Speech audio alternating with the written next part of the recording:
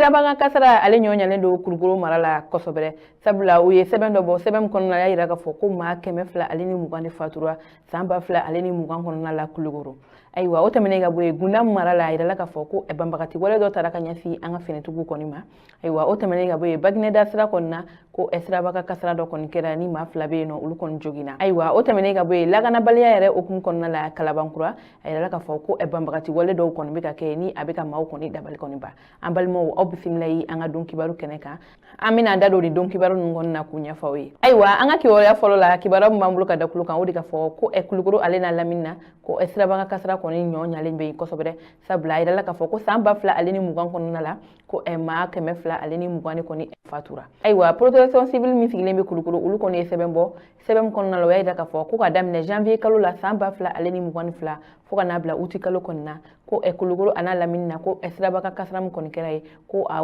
nombre ka ca kosɛbɛ ko olu yɛrɛ bɛɛ lajɛlen kɔni dabali banna k'a yira ka fɔ ko nin bɛ se ka kɛ kasara kɔni sababuya ye ayiwa o y'a yira ka fɔ ko kulukoro a n'a lamini na ko olu ye bɔli min kɛ ka taa dɛmɛ don maaw ye ko o kɔni bɛ bɔli min kɛ ko o ye 200 ale ni kɔ kɔni ye ayiwa ko o bɔli kɔni 200 ani kɔ kɔni na a yira ka fɔ ko sirabaga kasara kɔni caman de kɔni kɛra ani kasara wɛrɛ i n'a fɔ ji ani tasuma ka kasara ko o n'a ɲɔgɔnna caman de kɔni kɛra nka ko u ka bɔli kɔni fanba bɛɛ tun ye sirabaga kasara de ayiwa a yira ka fɔ ko o bɔli ninnu kɔni sen fɛ min yɛrɛ ye maa minnu bɛ yen nɔ n'u ni tora ni kasara ninnu na ko ye maa 200 ale ni 20 ani kɔ ye wa maa minnu kɔni bɛ yen nɔ n'u joginna ko o ye maa 4000 ani kɔ kɔni fana ye ko olu de kɔni joginna ni kasara ninnu kɔnɔna la ayiwa o yɛrɛ ka fɔ ko bɛɛ lajɛlen kɔni b'a kalama sirabaga kasara ale kɔni ka caya Bamakɔ de ka caya nka ko kulukoro ta in sisanama ko a yɛrɛ bɛna kɛ damatɛmɛ ye sabula a kɔni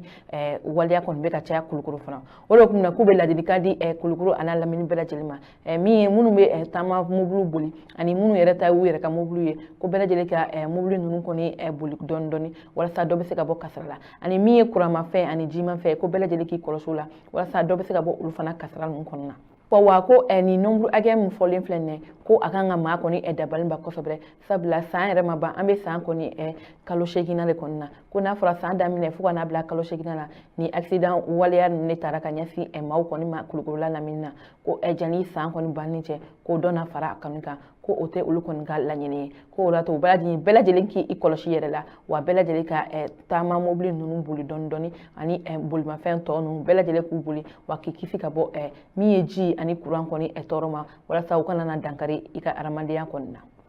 ayiwa o tɛmɛnen ka bɔ yen min ye Gunda mara ye a yirala ka fɔ ko banbagati wale dɔ taara ka ɲɛsin an ka finitigiw ma u dagayɔrɔ la ni maa 4 kɔni bɛ yen nɔ n'olu kɔni joginna kosɛbɛ ayiwa a yirala ka fɔ ko kunu kari don min tun ye septembre kalo tile 18 ye ko sɔgɔmana joona fɛ nɛgɛ kanɲɛ 7 kɔnɔna la ko banbagati wale dɔ kɔni taara ka ɲɛsin u ma o wale yɛrɛ tɛ dɔwɛrɛ o de ka fɔ dugu jukɔrɔ mugu kɔni bilala ni makofɔlen ninnu kɔni dagayɔrɔ la o dugu jukɔrɔ mugu kɔni bilalen ko o nana ci o cili sababu yɛrɛ a yirala ka fɔ ko maa 4 kɔni bɛ yen nɔ olu kɔni joginna o maa 4 na a yirala ka fɔ ko gendarme 2 ale ni polisi 1 ani min yɛrɛ ye dugu kɔnɔ mɔgɔ 1 ye ko olu de kɔni joginna wa maa fɛn fɛn bɛ yen nɔ n'u olu kɔni joginna ko u bɛɛ lajɛlen kɔni taara ka taa n'u ye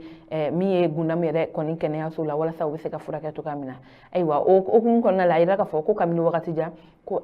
kulolaso min kɔni bɛ ka kɛ ni yɔrɔ kofɔli la ka yira ka fɔ ko banbagatiw kɔni bɛ fɛ ka jatigɛ wale kɔni kɛ o de hukumu na ko min ye Gunda ale n'a lamini ko bɛɛ lajɛlen k'i kɔlɔsi yɛrɛ la wa an ka finitigiw kɔni wulilen don ka yira ka fɔ ko u bɛ fɛɛrɛ bɛɛ lajɛlen kɛ walasa u bɛ se ka maajugu ninnu gɛn cogo min na ka bɔ ni lamini ninnu na ayiwa an bɛ wagati min na ko bi min ye maajugu ninnu kɔni ye maa si ma bɔ ka yira ka fɔ ko olu kɔni nɔ bɛ ni waleya in kɔni na fɔlɔ nka ni min bɔra la an n'o da kulo kan an ka kibaruya nataw la ayiwa o tɛmɛnen ka bɔ yen ko sirabaga kasara dɔ kɔni kɛra Bagineda sira la ni maa 2 kɔni bɛ yen n'o olu kɔni joginna ayiwa kibaruya minnu dira ma koɲa la wula yirana ka fɔ min ye sibiri don ye septembre kalo tile 17 kɔnɔna la cɛginna ale ni Bagineda ni ɲɔgɔn cɛ ko sirabaga kasara dɔ kɔni kɛra mobilitigi dɔ ni mototigi dɔ ni ɲɔgɔn cɛ ayiwa o sirabaga kasara in a yirala ka fɔ ko maa 2 de kɔni bɛ yen nɔ ko olu kɔni joginna wa ko ni makofɔlen ninnu kɔni joginna kosɛbɛ tuma min na ni makofɔlen ninnu kɔni joginna min ye sapeur pompier maaw ye ko o kɔni wulila ka u sen fa ka taa dɛmɛ don ni makofɔlen ninnu ye k'u bɛɛ lajɛlen ta ka taa n'u ye hôpital de Mali la walasa u bɛ se ka furakɛ cogoya min na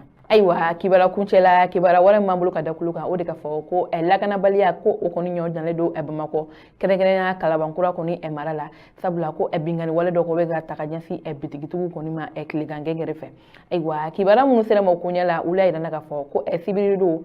min ye sɛptanburu kalo tile 17 kɔni kɔnɔna ye ko wulada fɛ ko nin ye butigi 5 ɲɔgɔnna walima 4 ɲɔgɔnna ko majugu wale dɔ kɔni taara ka ɲɛsin u kɔni ma ayiwa a yirala k'a fɔ ko nin ye maa dɔw ye ko u kamelenamaw don ko u kɔni tun bɛ moto kɔni na ko u tugu ɲɛsin ni bitigi kɔfɔlen ninnu kɔni ma ko ka taa bi u kɔnɔ kɛrɛnkɛrɛnnenya ko bitigi dɔ kɔni bɛ nin yɔrɔ kɔfɔlen in na ale bɛ mansimafɛnw de feere fɛn minnu bɛ yen nɔ n'u bɛ branché kuran na o b'o olu de feere ka caya telefɔni yɛrɛ kɔni b'o o la ayiwa ko u ye marifa ɲɛsin o kɔni gérant kɔni ma ka mugu kɔni ci o la ko ka taa ni olu kɔni ka bitigi kɔnɔ minɛn caman kɔni ye ayiwa hakilina jiginna an b'a yira k'a fɔ septembre kalo tile 6 kɔnɔna la kɛrɛnkɛrɛnnenya kalabankura kelen in na aéroport sira la